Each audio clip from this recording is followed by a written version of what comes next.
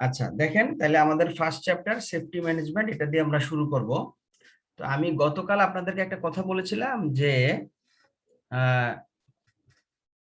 এই ক্রিয়েটিভ কিছু কোশ্চেন থাকে অনলাইনে, পরীক্ষা হলে কিছু ক্রিয়েটিভ কোশ্চেন পরীক্ষায় আসতে পারে। তো ক্রিয়েটিভ কোশ্চেন গুলা পারতে হলে হবে কি, চ্যাপ্টার পুরোটা একবার রিডিং করবেন।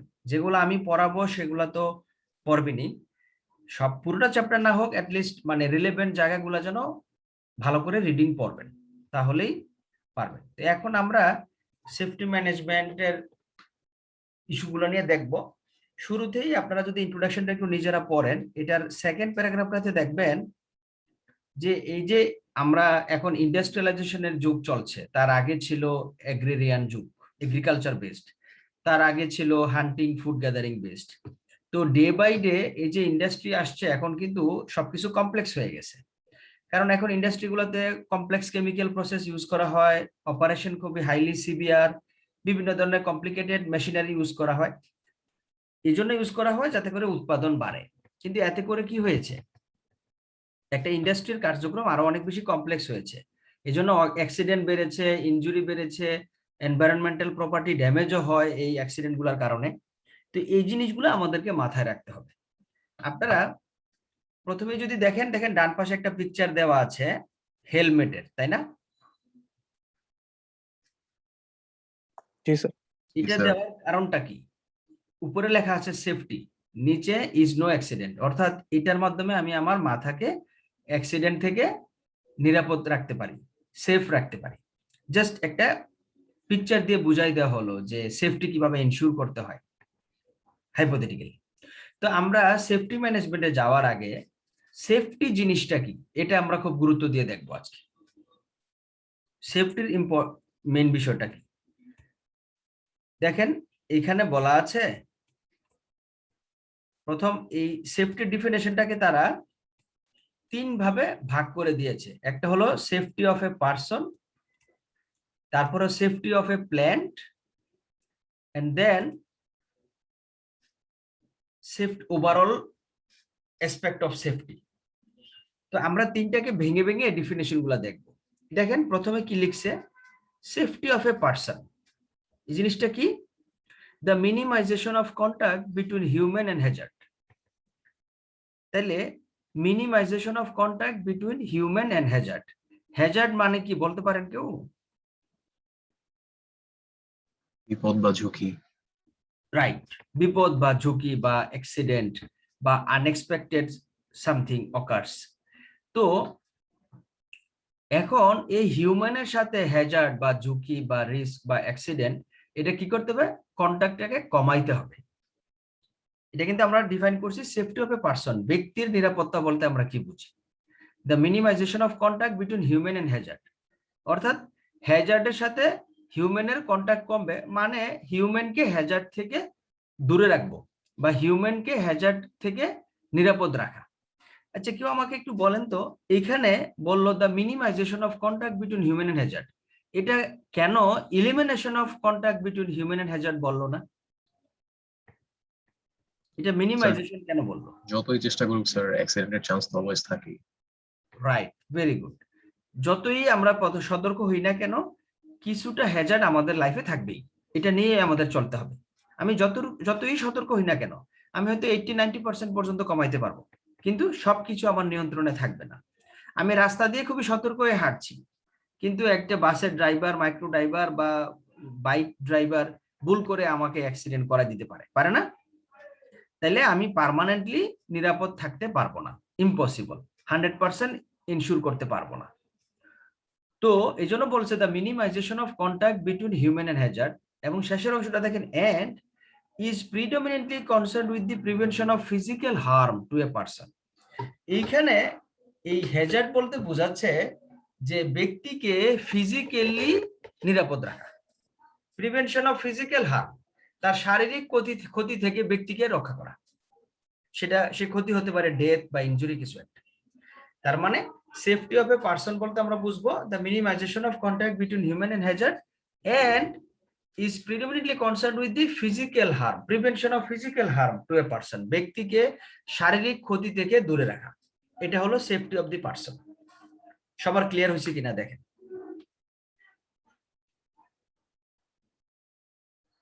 ক্লিয়ার হয়েছে? জি স্যার। আচ্ছা, এইখানে আমি একটা বলে রাখি, এই হ্যাজার্ড এখানে আমি পড়ালাম আপনাদেরকে, ইন্ডাস্ট্রিয়াল হ্যাজার্ড একটা চ্যাপ্টারই আছে, এই চ্যাপ্টারটা পড়ানোর পরেই আমরা ওটা পড়াবো। তো শুরুর দিকে একটু বলে রাখি, আমি বিগত 2টা সেমিস্টার তো অনলাইনে নিলাম, সেখানে আমি এক সময় একটা কোশ্চেন দিয়েছি এরকম, can we lead a hazard free life? Explain this argument by giving logic, by explain your argument in favor of this or disfavor of this.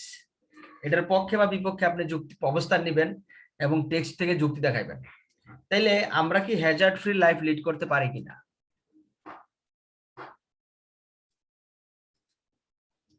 আপনাদের কি ধারণা? না স্যার। তো এটার পিছনে যুক্তি দেখাবেন, আর হ্যাজার্ড চ্যাপ্টারে এটা পড়লে আরো আইডিয়াটা ক্লিয়ার হবে। ওইখানেই আছে হ্যাজার্ড ফ্রি লাইফ আসলে পুরোপুরি পসিবল নয়। আচ্ছা, এই এখন এতক্ষণ আমরা আলোচনা করলাম সেফটি অফ এ পারসন। এখন আমরা দেখব সেফটি অফ দি প্ল্যান্ট। এখানে প্ল্যান্ট মিনস একটা প্রতিষ্ঠানের যে বিল্ডিং, যে ইনফ্রাস্ট্রাকচার, যে instrument, working person, raw materials, যাবতীয় সকল ইনফ্রাস্ট্রাকচারের সবগুলোকে একসাথে বলা হয় প্ল্যান্ট অপারেশন বা প্ল্যান্ট। তাহলে একটা প্রতিষ্ঠানের এই যে প্রতিষ্ঠানের বিভিন্ন ইনস্ট্রুমেন্ট বা যাবতীয় সবকিছু, এটার সেফটি কিভাবে, সেফটি বলতে কি বোঝায় দেখেন। Safety of the plant refers safe operation of all equipment, সকল প্রতিষ্ঠানের সকল ইকুইপমেন্টস ও যন্ত্রপাতির কি অপারেশন সেফলি করা। Safe activities of working person, working person বা যারা কাজ করে একটা প্রতিষ্ঠানে, সেই ম্যানেজিং ডাইরেক্টর থেকে শুরু করে একেবারে সিকিউরিটি গার্ড পর্যন্ত বিভিন্ন লেভেলের এমপ্লয়ি কাজ করে, তাদের সকলের অ্যাক্টিভিটি গুলো যেন সেফলি করা যায় সেটা এনশিওর করা, বা সেটা safe storage of raw materials and products. একটা প্রতিষ্ঠানে বিভিন্ন ধরনের র মেটেরিয়ালস রিজার্ভ করতে হয়। আপনি বিভিন্ন ধরনের প্রোডাক্ট বানাবেন, সেগুলো র মেটেরিয়ালস আপনার প্রতিষ্ঠানে রিজার্ভ করে রাখা লাগবে মাসের পর মাস, কখনো বছরের পর বছর। এবং আপনি বিভিন্ন প্রোডাক্ট বানাবেন, আজকে বানিয়ে আজকেই সবগুলো ডেলিভারি দেওয়া সম্ভব না, তাহলে এগুলোও আপনার কি করতে হবে, স্টোর করে রাখতে হবে। পাশাপাশি আপনার এই বিভিন্ন প্রতিষ্ঠান, আপনার প্রতিষ্ঠানের বিভিন্ন যে ইনস্ট্রুমেন্ট, এই সবগুলো কিন্তু আপনার প্রতিষ্ঠানে থাকে, জমা থাকে, স্টোর করা থাকে। সেই স্টোরটা কিভাবে আমরা সেফলি করতে পারবো, এই 3টা জিনিসকে নিয়ে হলো সেফটি অফ দি প্ল্যান্ট। ঠান্ডা মাথায় খেয়াল করেন, 3টা জিনিসের উপর ফোকাস করে safety of the plant: safe operation of equipment, safe activities of working person, safe storage of raw materials and products. তাইলে এই সবগুলো মিলে হলো সেফটি অফ দি প্ল্যান্ট। এজন্য এই ধরনের ডেফিনেশনকে মনে রাখার জন্য আপনি কি করবেন, যেমন এখানে 3টা কিওয়ার্ডস, 3টাকে ভেঙে ভেঙে মনে রাখার চেষ্টা করবেন। সেফটি অফ দি প্ল্যান্ট বলতে বোঝাবে safe operation of equipments, safe activities of the persons, safe storage of the materials and products. এইভাবে ভেঙে ভেঙে পড়লে হবে কি, সুন্দর করে মনে থাকবে। আচ্ছা দেখেন, সেফটি অফ দি প্ল্যান্ট সবার ক্লিয়ার হয়েছে কিনা?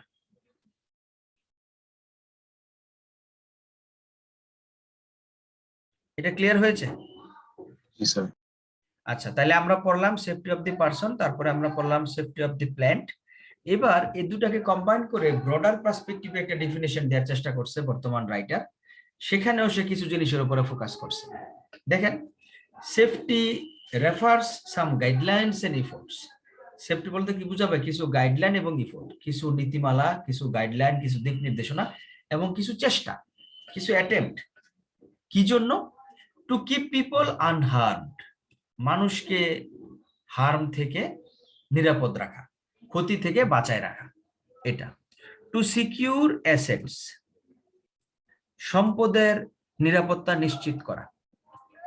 টু হ্যাভ আনইন্টারাপ্টেড প্রোডাকশনস, প্রতিষ্ঠানের উৎপাদন চলমান রাখা, কোনো ক্রমে যেন উৎপাদন বাধাগ্রস্ত না হয়। এখন সেফটি ভায়োলেট হলে, অ্যাক্সিডেন্ট ঘটলেই তো প্রতিষ্ঠানের উৎপাদন বাধাগ্রস্ত হবে, তাই না? তাহলে প্রতিষ্ঠানের উৎপাদন যেন বাধাগ্রস্ত না হয়। And to protect the environment, সর্বোপরি আমরা যে পরিবেশে বাস করি সেই পরিবেশকে পর্যাপ্ত পরিমাণে সেফলি প্রোটেক্ট করা, যেন এটা আমাদের বসবাস উপযোগী থাকে।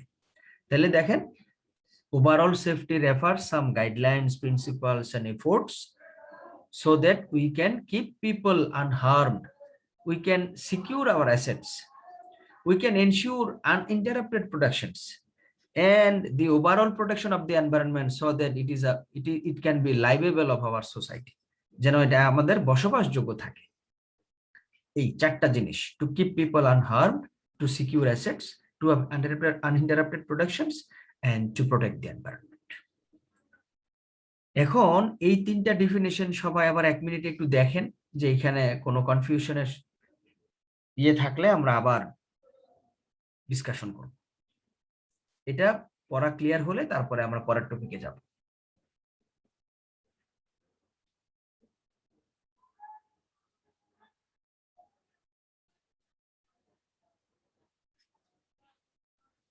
এখানে কারো কনফিউশন আছে? No, sir. আচ্ছা, তাহলে সেফটি ডেফিনিশনটা ক্লিয়ার হলো। পরীক্ষায় সেফটি আসলে কিন্তু চেষ্টা করবেন যেন সবগুলাই দেওয়ার জন্য। আর এটা অবশ্যই মার্কসের কথা চিন্তা করবেন, এটা তো আর আলাদাভাবে মার্কস হতে থাকবে না, একসাথে থাকবে। সেক্ষেত্রে 3টা ডেফিনিশন দেওয়াটা ওয়াইজ। আর না পারলে অবশ্যই ওভারঅলটাই প্রথমে দিতে হবে। যদি মনে করেন যে না আমি 3টা পারবো না, তাহলে ওভারঅলটা অবশ্যই দিবেন। আচ্ছা, এবার দেখেন, এই যে আজকের যুগে আমরা সেফটি নিয়ে যত কনসার্ন, এখন থেকে 100 বছর আগে মানুষ সেফটি নিয়ে অত কনসার্ন ছিল না। তাহলে সেফটি সম্পর্কে যে মানুষের দৃষ্টিভঙ্গি, এটা কিন্তু এর বর্তমান রাইটার, এই বইয়ের রাইটার এই জন্য এটাকে 2 ভাগে ভাগ করেছে। যে দেখেন, historical perspective of safety philosophy, অর্থাৎ অতীতে এই হিস্ট্রিগুলো যদি দেখেন, মানুষের সেফটি নিয়ে 2 ধরনের ফিলোসফি পাবেন, মডার্ন ফিলোসফি আর হলো ট্রেডিশনাল ফিলোসফি। তো হিস্ট্রি, অ্যাক্সিডেন্ট অতীতেও ছিল, অতীতেও সেফটির দরকার ছিল, কিন্তু ওই সময় মানুষ কিনা সেফটি সম্পর্কে সচেতন ছিল না, সেফটিকে তারা প্রতিষ্ঠানের অ্যাক্টিভিটি মনে করতো না, এটাকে একটা বার্ডেন মনে করতো, ঝামেলা মনে করতো, বাড়তি খরচ মনে করতো। আর সেফটি সম্পর্কে মডার্ন ফিলোসফি, যেটাকে আমরা বলছি রিসেন্ট ডেভেলপমেন্টস, এটা আমরা পরে পড়বো। প্রথমে আমরা পড়বো ট্রেডিশনালি ফিলোসফাররা সেফটিকে, ট্রেডিশনাল ফিলোসফাররা না, ট্রেডিশনাল বা অতীতের মানুষগুলা সেফটি সম্পর্কে তাদের দৃষ্টিভঙ্গি বা ফিলোসফি কি ছিল, তাদের ধর্ষণ কি ছিল, তাদের অ্যাটিটিউড কেমন ছিল সেফটির প্রতি। তো এইখানে প্রথম এই প্যারাগ্রাফটাতে বলছে history of accident is as old as civilization. দেখেন যে সভ্যতা যেমন অনেক পুরনো, অ্যাক্সিডেন্টের ইতিহাসও তেমন অনেক পুরনো। এখন ইন্ডাস্ট্রিয়ালাইজেশনের যুগ, এখন এক ধরনের অ্যাক্সিডেন্ট ঘটে। এর আগে এগ্রিকালচার বেসড সোসাইটি ছিল, তখন এক ধরনের অ্যাক্সিডেন্ট ঘটতো। তার আগে হান্টিং এন্ড ফুড গ্যাদারিং সোসাইটি ছিল, মানুষ পশু শিকার করে জীবিকা নির্বাহ করত, তখনও এক এক ধরনের অ্যাক্সিডেন্ট ছিল। তো এই অ্যাক্সিডেন্ট ব্যাপারগুলাকে এক্সপ্লোর করা, এটা রিসেন্টলি মানুষের মধ্যে আসছে ইন্ডাস্ট্রিয়াল সোসাইটিতে। আগে মানুষ অ্যাক্সিডেন্ট নিয়ে অত বেশি বদার্ড ছিলেন না। আর ইভেন প্রতিষ্ঠানের বেশিরভাগ এমপ্লয়ি এই ইন্ডাস্ট্রিয়াল হ্যাজার্ড বা সেফটি সম্পর্কে তাদের তেমন কোনো ধারণাও ছিল না, এবং তাদের এটা নিয়ে অত বদার্ডও ছিলেন না। এবং অনেক মানুষের মধ্যে এই সেফটি নিয়ে মিসকনসেপশন আছে। তারা মনে করে, কিছু কিছু চাকরিজীবী বা প্রতিষ্ঠানের কর্মচারী মনে করে সেফটি এটা ম্যানেজমেন্টের দেখার বিষয়, আমাদের দেখার বিষয় না। আবার অনেক প্রতিষ্ঠানের মালিক বা টপ ম্যানেজমেন্ট মনে করে সেফটি একটা বাড়তি ঝামেলা, এটা আমাদের খরচ করবে, এটা আমাদের এক প্রতিষ্ঠানের জন্য খরচ বাড়াবে, এগুলা। তো এই জন্য তারা কি মনে করে, they consider safety as personal safety of people only. ওই অতীতের দৃষ্টিভঙ্গি সম্পন্ন মানুষগুলা সেফটিকে ব্যক্তিগত পর্যায়ের শুধু মানুষের সেফটিকে বোঝায়। তারা প্রতিষ্ঠানের টোটাল প্ল্যান্ট অ্যাসেটস যে আছে, আমরা যেটা বলছিলাম যে ইকুইপমেন্ট, র মেটেরিয়ালস, এগুলার সেফটিকে তারা বুঝতো না। তারা বুঝতো সেফটি মানে মানুষের দেখার বিষয়, তাদের কোটি কোটি টাকার সম্পত্তি নষ্ট হয়ে যাবে, ওগুলাকে তারা সেফটির আওতায় নিয়ে আসতো না। যাই হোক, এগুলো হলো ওভারঅল বক্তব্য। এখন তাদের এই বক্তব্যগুলোকে আমরা কিছু পয়েন্ট আকারে যদি দেখি, দেখেন তাদের অ্যাপ্রোচটা কি ছিল, the deterministic approach. Deterministic approach মানে কি, অর্থাৎ the operator will work correctly and is punished if he does not. অর্থাৎ যে কাজ করবে সেই কাজটা অটোমেটিক্যালি কি সঠিকভাবে করবে, তাকে কাজটা শেখানোর কোনো দরকার নাই, ট্রেনিং দেওয়ার কোনো দরকার নাই, বলে দেওয়ার কোনো দরকার নাই, সে কাজ অটোমেটিক্যালি সঠিকভাবে করবে। যদি সে ভুল করে তাহলে তাকে পানিশমেন্ট দেওয়া হবে। সে পানিশমেন্ট হতে পারে চাকরিচ্যুত করা, ফায়ারিং, হতে পারে স্যালারি কমায় দেওয়া, হতে পারে ডিমোশন, হতে পারে টেম্পোরারি সাসপেনশন, অনেক কিছুই হতে পারে। অর্থাৎ ব্যক্তি এমনি এমনি সঠিকভাবে কাজ করবে, আর ভুল করলে পানিশমেন্ট পাবে, তাদের দৃষ্টিভঙ্গি। সবাই কি আমার কথা শুনছেন মনোযোগ দিয়ে? জি স্যার। এটা গেল 1 নম্বর। 2 নম্বর কি দেখেন, safety is a separate issue and not to be integrated with maintenance, operation and other industrial activities. অর্থাৎ প্রতিষ্ঠানের যে মেইন কাজ, একটা প্রতিষ্ঠান মেইনটেইন করা, অপারেট করা, প্রতিষ্ঠানকে প্ল্যানিং করা, অর্গানাইজিং করা, প্রতিষ্ঠানের বিভিন্ন কাজ আছে। সেই কাজগুলো থেকে তারা সেফটিকে একটা আলাদা কাজ মনে করত। অর্থাৎ সেফটি কি না প্রতিষ্ঠানের মেইন কাজের অন্তর্ভুক্ত না, প্রতিষ্ঠানের মেইন কাজের সাথে সেফটি দরকার নাই, সেফটি একটা আলাদা ইস্যু। আপনারা এটার বিপরীত ধর্মী পাবেন যখন আমরা রিসেন্ট ডেভেলপমেন্টসে যাব। 3 নম্বর বলছে, if sufficient instrumentation is installed in a plant, যদি একটা প্রতিষ্ঠানে পর্যাপ্ত পরিমাণ ইনস্ট্রুমেন্ট গুলা প্রপারলি ইনস্টল করা হয়, process operators become less important and will be less dutiful and responsible. অর্থাৎ প্রতিষ্ঠানের সকল যন্ত্রপাতিগুলো যদি প্রপারলি ইনস্টল করা যায়, তাহলে সেখানে ব্যক্তির ভূমিকা কি খুবই নগণ্য এবং তার অত দায় দায়িত্ব বা কর্তব্য পরায়ণ না হইলেও চলে। অর্থাৎ তারা ফোকাস করতেছে কিসের উপরে? ইনস্ট্রুমেন্টের উপরে, তারা কিন্তু ব্যক্তির উপরে ফোকাস করছে না। ক্লিয়ার? জি জি স্যার। স্যার। 4 নাম্বার দেখেন, safe working merely requires established rules and criteria to be followed. অর্থাৎ তারা বলছে যে একটা প্রতিষ্ঠানে সেফলি কাজ করতে হলে শুধুমাত্র কিছু প্রতিষ্ঠিত রুলস, রেগুলেশনস, প্রিন্সিপালস, কিছু ক্রাইটেরিয়া ফলো করলেই হয়, এটার জন্য এত বেশি কিছু করতে হয় না। and individual should take care of their own safety. অর্থাৎ ব্যক্তি তার নিজের নিরাপত্তা বিধান করবে, আমরা প্রতিষ্ঠান থেকে আমাদের কিছু করার দরকার নেই। ব্যক্তি যখন কাজ করবে সে নিজেই নিজের নিরাপত্তার ব্যাপারে সচেতন থাকবে, তাকে আলাদাভাবে আমাদের কিছু বলে দেওয়ার দরকার নাই, আলাদাভাবে সেফটি এনশিওর করার জন্য কোনো কাজ বা কোনো পদক্ষেপ নেওয়ার দরকার নেই, ব্যক্তি নিজেই তার সেফটি এনশিওর করবে। দেন নাম্বার 5, খুবই মারাত্মক কথা দেখেন, if people are much educated about the hazards of the work situation, they may be more cautious and overall efficiency may fall down. অর্থাৎ কত মারাত্মক কথা দেখেন, যদি প্রতিষ্ঠানের কর্মচারীদেরকে বা এমপ্লয়ীদেরকে হ্যাজার্ড সম্পর্কে বা রিস্ক সম্পর্কে খুব বেশি জানানো হয়, খুব বেশি এডুকেটেড করা হয়, তাহলে তারা এই ঝুঁকি, রিস্ক বা হ্যাজার্ড এই সম্পর্কে তারা বেশি সচেতন হয়ে যাবে, এতে করে প্রতিষ্ঠানের এফিসিয়েন্সি কমে যাবে। বুঝতে পারতেছেন? তার মানে এমপ্লয়ীদের জীবনের চেয়ে তাদের কাছে তাদের এফিসিয়েন্সি বেশি গুরুত্বপূর্ণ, প্রতিষ্ঠানের এফিসিয়েন্সি বেশি গুরুত্বপূর্ণ। বুঝতে পেরেছেন? জি স্যার। তার মানে তাদের কাছে ওই এমপ্লয়ীদের জীবনের চেয়ে তাদের প্রফিট, তাদের এফিসিয়েন্সি, প্রতিষ্ঠানের কোয়ালিটি, প্রতিষ্ঠানের কোয়ান্টিটি, প্রোডাকশন, ওগুলা বেশি ইম্পর্টেন্ট। এরপরে 6 নাম্বারটা আরো মারাত্মক, if safety matters are more exposed, safety যদি খুব বেশি প্রকাশিত হয়, সেফটি ব্যাপারগুলো যদি খুব বেশি সবার কাছে প্রকাশিত হয়, labour union May upper hand to bargain. অর্থাৎ লেবার ইউনিয়ন কি করবে? বার্গেনিং করবে বেশি জোরে সোরে। অর্থাৎ আপনারা জানেন তো যে যেই কাজে রিস্ক বেশি সেই কাজে স্যালারি বেশি। জি স্যার। তাইলে এখন আমি যদি এমপ্লয়ীদেরকে জানাই দিই এই কাজে এই রিস্ক আছে, তাহলে যারা যারা এই কাজ করবে তারা স্যালারি বাড়ানোর জন্য, সুযোগ সুবিধা বাড়ানোর জন্য বার্গেনিং করবে না? করবে। এই জন্য এই সেফটি ব্যাপারগুলো কি করার দরকার নাই, খুব বেশি এক্সপোজ করার দরকার নাই, সবাই জানানোর দরকার নাই, এটা সবার জনসম্মুখে এত বেশি বেশি প্রকাশ করার দরকার নেই।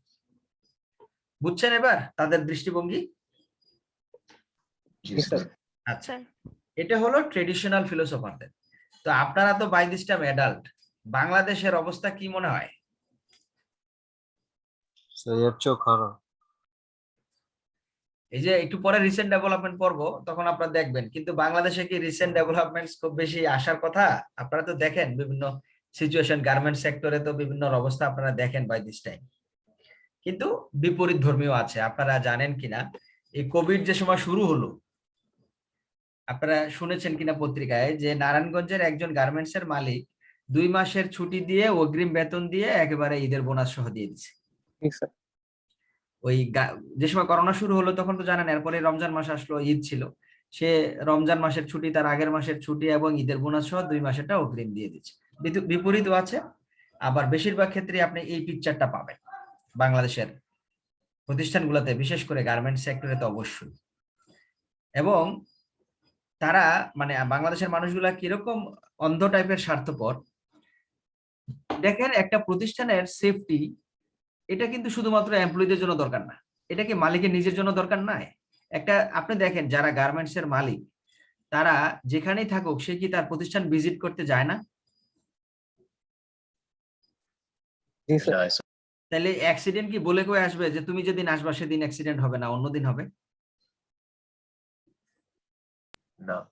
আপনারা রানা প্লাজা 10-এর কথা জানেন? জি স্যার। जी सर এই ভবনের মালিক ওই দিন ওখানে ছিল না? জানি না স্যার। হ্যাঁ, সে ওখানেই ছিল, সে নিচতলায় ছিল। যখন উপরতলায় ফাটল দেখা দিছে, উপরে যখন হইচই শুরু হয়েছে, সে দৌড়ে নেমে গেছে, সরে গেছে, এজন্য সে আক্রান্ত হয়নি, কিন্তু সে ওখানে ছিল। তো ভাঙনটা তো উপর থেকে উইদিন এ সেকেন্ড নিচে পর্যন্ত আসতে পারতো, আসলে সে হতো প্যাকেট হয়ে যেত, তাই না? जी सर আচ্ছা, এবার আমি আমার যে নিজস্ব উপজেলা, সেই উপজেলায় একজন বিশিষ্ট ব্যবসায়ী ছিলেন সিআইপি মাহবুবুর রহমান। আপনারা হয়তো নাও জানতে পারেন, সে খুব ইম্পর্টেন্ট একজন পার্সন। তো তার একটা গার্মেন্টস ফ্যাক্টরি ছিল আর কি। তো সে তার গার্মেন্টস ফ্যাক্টরি ভিজিট করতে গেছে। তো সে প্রতিষ্ঠানে প্রপারলি মনে হয় অগ্নি নির্বাপক ব্যবস্থাটা রাখে নাই, যে আগুন লাগলে কি ধরনের পদক্ষেপ নিতে হবে, এটা বেশিরভাগ প্রতিষ্ঠানে রাখে না, সেও রাখে নাই। তো ওই দিন তার সাথে তার দুজন ফ্রেন্ড, এসপি পুলিশের ঊর্ধ্বতন কর্মকর্তা, তার প্রতিষ্ঠানে গেছে মিট করতে। তো ওরা ওদের অফিসে বসে আছে, হঠাৎ করে লাগছে আগুন এবং তিনজনই ওখানে মরছে। বুঝতে পারছেন? जी सर এই হলো সিচুয়েশন। তো এ হলো হিস্টোরিক্যাল পার্সপেক্টিভ। এখন আমরা যেটা দেখব সেটা হলো রিসেন্ট ডেভেলপমেন্টস বা modern philosophy toward safety, modern perspectives toward safety. আপনারা কিন্তু এগুলো মনে রাখবেন, পরীক্ষায় যদি আসে ডিসক্রাইব দি মডার্ন পার্সপেক্টিভ টুয়ার্ড ফিলোসফি বা টুয়ার্ড সেফটি ফিলোসফি, তাহলে কিন্তু আবার দেখেন এটা দিয়ে আসেন না, তাহলে রিসেন্ট ডেভেলপমেন্টস এর এটা হবে। তাহলে আধুনিক যুগে সেফটি সম্পর্কে মানুষের কি কি রিসেন্টলি ডেভেলপ হয়েছে, মানুষের কি কি আইডিয়া আছে, দেখেন এখানে কি বলছে। In many industries, these beliefs still exist. ওই যে ট্রেডিশনাল ফিলোসফির কথা বলছে, যে ওই ট্রেডিশনাল বিশ্বাসগুলো এখনো অনেক প্রতিষ্ঠানে আছে। Despite evidence to the contrary, more successful recent approaches to safe operation have followed a human factors or behavioral approach. তাহলে খেয়াল করেন, মডার্ন ফিলোসফি কোনটা ফলো করে? হিউম্যান ফ্যাক্টরস অথবা বিহেভিয়ারাল অ্যাপ্রোচ।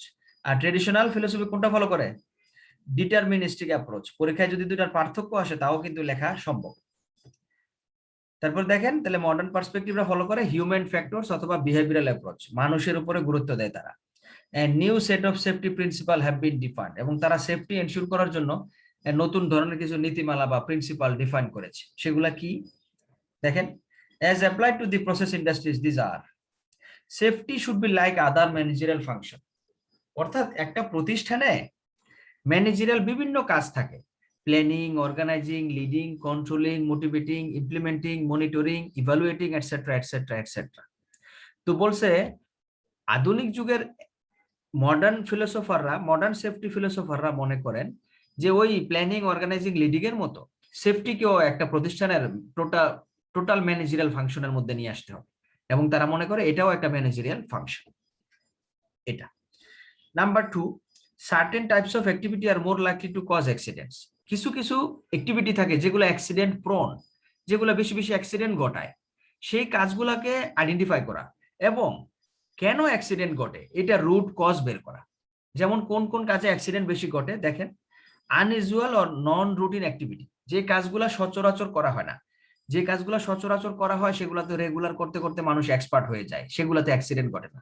যে কাজগুলো হঠাৎ হঠাৎ করতে হয় সেগুলোতে অ্যাক্সিডেন্ট ঘটে। নন প্রোডাক্টিভ অ্যাক্টিভিটিস, প্রতিষ্ঠানের প্রোডাকশন ওরিয়েন্টেড কাজে অ্যাক্সিডেন্ট কম ঘটে।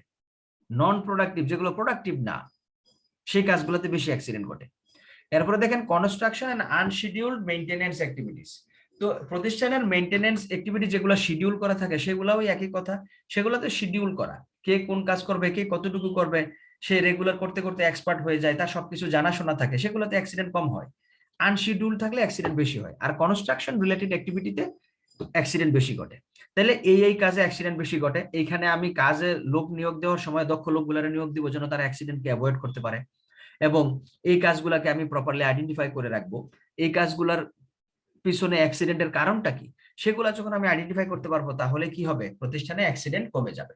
মডার্ন সেফটি ফিলোসফাররা এই জিনিসগুলোর ব্যাপারে সচেতন থাকে, এই জিনিসগুলো মাথায় রাখে সেফটি এনশিওর করার জন্য।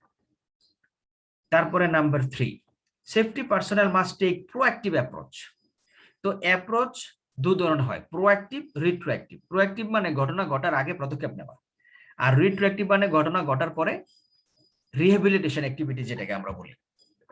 তাহলে সেফটির ব্যাপারে কি করতে হবে, প্রোঅ্যাক্টিভ অ্যাপ্রোচ নিতে হবে। Searching the root causes of accidents, অ্যাক্সিডেন্টের রুট কজগুলা কি সেগুলোকে ধীরে ধীরে আবিষ্কার করে আগেই পদক্ষেপ নিতে হবে। অ্যাক্সিডেন্ট ঘটার পরে আমি কাউকে চিকিৎসা দিব, এটার চেয়ে অ্যাক্সিডেন্ট হওয়ার আগে পদক্ষেপ নেওয়াটা কি better. Establishing procedure to reduce the chance of accident or not to happening the same type of accident again. কোনো একটা অ্যাক্সিডেন্ট ঘটলে সেটার জন্য আর না ঘটে সেভাবে সেই জন্য পদ্ধতি ঠিক করা, এবং কোন একটা অ্যাক্সিডেন্ট প্রতিষ্ঠানে কখনো ঘটতে পারে আমার জানা আছে বা এখানে দেখা যাচ্ছে এই রিস্ক আছে, সেই রিস্কের সম্ভাবনা জেনে আগেই পদ্ধতি ঠিক করা যেন অ্যাক্সিডেন্টটা না ঘটে। এগুলো হলো প্রোঅ্যাক্টিভ অ্যাপ্রোচ। সবাই কি ক্লিয়ার? জি স্যার। জি স্যার। আচ্ছা, তারপরে নাম্বার 4 দেখেন, in many cases the changes highlighted above are part of normal human behavior। অর্থাৎ তারা এটাকে কি দৈনন্দিন অ্যাক্টিভিটি মনে করে সেফটি এনশিওর করাকে, মডার্ন সেফটি ফিলোসফি।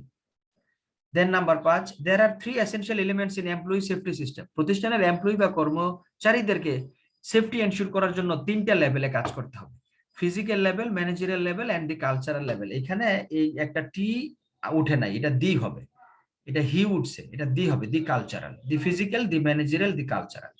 তাহলে এই 3টা লেভেলে সেফটি এনশিওর করতে হবে। ফিজিক্যাল লেভেলে কি, একটা প্রতিষ্ঠানের যে বিল্ডিং বা স্ট্রাকচার, সেই স্ট্রাকচারাল গত যেন ইয়ে থাকে, সেফটি এনশিওর করা হয়। অর্থাৎ ইকুইপমেন্ট, টুলস, মেশিনস, বিল্ডিংস, যে অফিস, এই জিনিসগুলো যেন প্রপারলি কি হয়, সেফটি মেনটেন করে তৈরি করা হয়। ঠিক একইভাবে managerial safety regulations, training, incentive plan, আপনি এরকম ধরনের সুযোগ দিলেন যে অ্যাক্সিডেন্ট কম করবে তার স্যালারি বেশি বাড়বে, ইয়ারলি সে এত টাকা এক্সট্রা পাবে, তার ইনক্রিমেন্ট এত হবে। আপনি সেফটি অ্যাভয়েড করার জন্য প্রপার ট্রেনিং এর ব্যবস্থা করলেন। সেফটি রেগুলেশনের জন্য একটা গাইডলাইন দিয়ে দিলেন, এমপ্লয়িরা এই করতে পারবে, এই করতে পারবে না, তার এতটুকু অ্যাক্সেস থাকবে, সেই কাজ এইভাবে করতে হবে। এই ধরনের একটা গাইডলাইন বা রেগুলেশন থাকতে পারে। আর কালচারাল হলো টোটাল সোসাইটিগতভাবে, রাষ্ট্রীয়ভাবে, সমাজগতভাবে সেফটি প্র্যাকটিস এনশিওর করা। আপনারা দেখেন এই যে বাংলাদেশে কিন্তু বছর 2-1 আগে যখন বেশ কিছু প্রতিষ্ঠানে আগুন লাগলো, তখন স্কুল কলেজে আগুন থেকে বাঁচার জন্য কি কি পদক্ষেপ নেওয়া যায়, কিভাবে ট্রেনিং করতে হয়, এগুলোর উপরে প্র্যাকটিস করানো হয়েছে। আপনাদের জানা আছে কিনা জানি না। এটা হলো safety practice at all level, অর্থাৎ রাষ্ট্রীয়ভাবে সকল পর্যায়ের প্রতিষ্ঠানগুলোতে, সোসাইটিগুলোতে সকলকে সেফটি এনশিওর করার জন্য প্র্যাকটিস দেওয়া। আমি আপনাদেরকে ছোট 1 মিনিট একটা গল্প বলি। ইন্ডিয়াতে একটা হোটেলে একবার আগুন লেগেছে। ঘুমিয়ে ঘুমিয়ে ক্লাস করবেন, এটা আবার ভিডিওতে শেয়ার করবেন, এটা কিন্তু ঠিক না।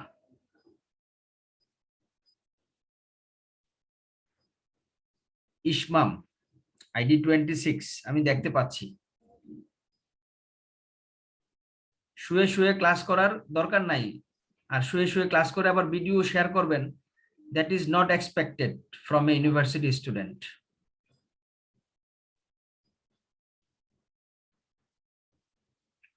আচ্ছা, আপনারা শুনছেন?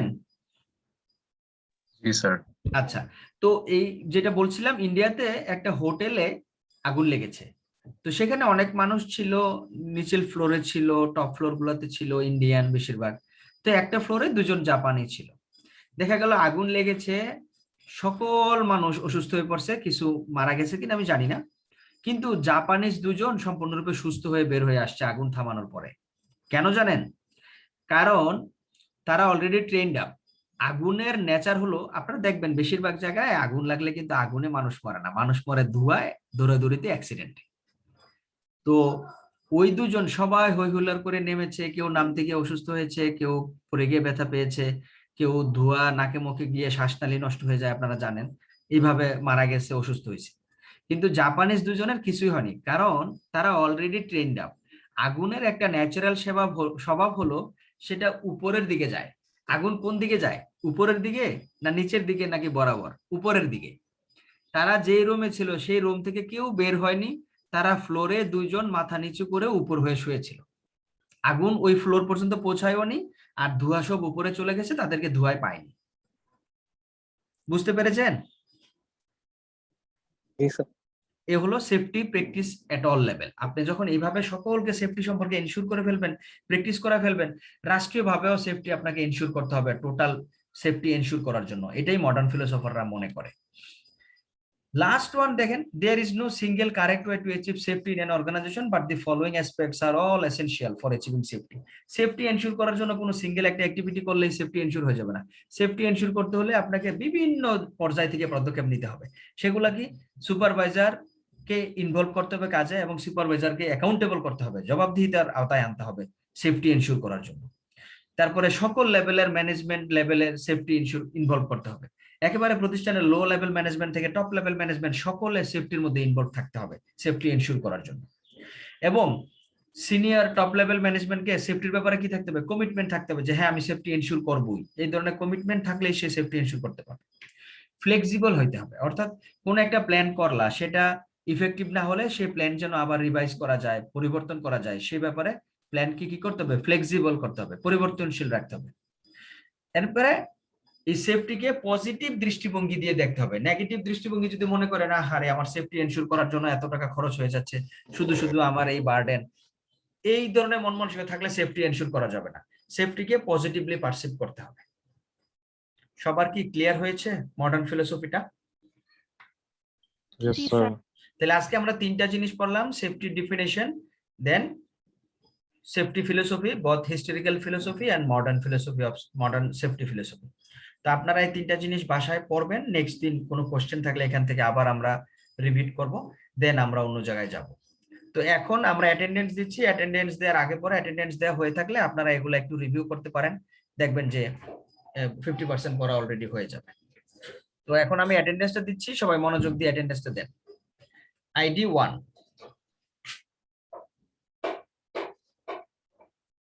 আইডি নাম্বার 1 ক্লাসে আছে?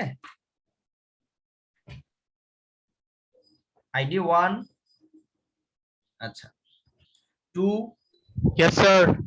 4, Yes, sir. 5, Yes, sir. 6 ইয়াতে দিলেন না chat box? Sir, roll to কি শোনা গেছে? হ্যাঁ হ্যাঁ হ্যাঁ। আচ্ছা। 7, Yes, sir. 8, Yes, sir. 10, 13, 14, 15। Present, sir. কি 14 না 15? Sir, আমি 14. 14, ঠিক আছে। 14, 15 দুটাই দিলাম। 16, কুইকলি দিবেন, অ্যাটেন্ডেন্স তাড়াতাড়ি দিবেন। 16, 17, Yes, sir. 18, 19, Yes, sir. 20, Present, sir. 21, Yes, sir. 23, Yes, sir. 24, Present, sir. 25, Yes, sir. 26, Yes, sir. 27, Yes, sir. 28, Yes, sir. 29, Present, sir. 30, Yes, sir. 31, Yes, sir. 32, Present, sir. 33, Present, sir. 34, 36, Yes, sir. 37, Yes, sir. 38, Present, sir. 39, Present, sir. 41, Present, sir. 42, Present, sir. 43, Yes, sir. 44, Present, sir. 45, Present, sir. 46, Yes, sir.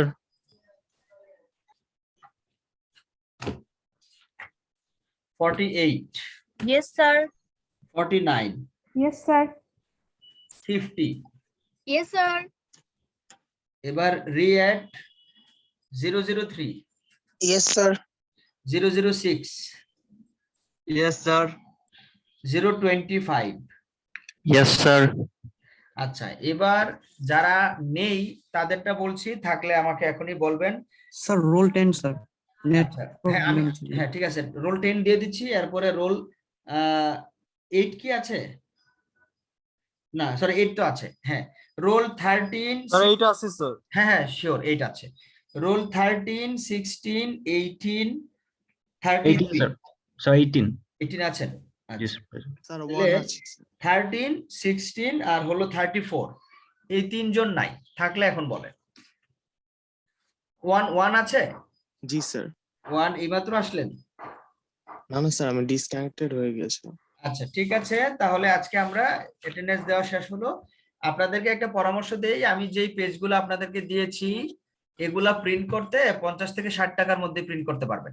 Print করে আপনারা হাতের সামনে যদি রাখেন, তাহলে আমি ক্লাসটা করানোর সময় একবারে দাগায় দাগায় দেখলেন, তাহলে দেখবেন যে 50-60%, ইভেন 70% পড়া হয়ে যাবে।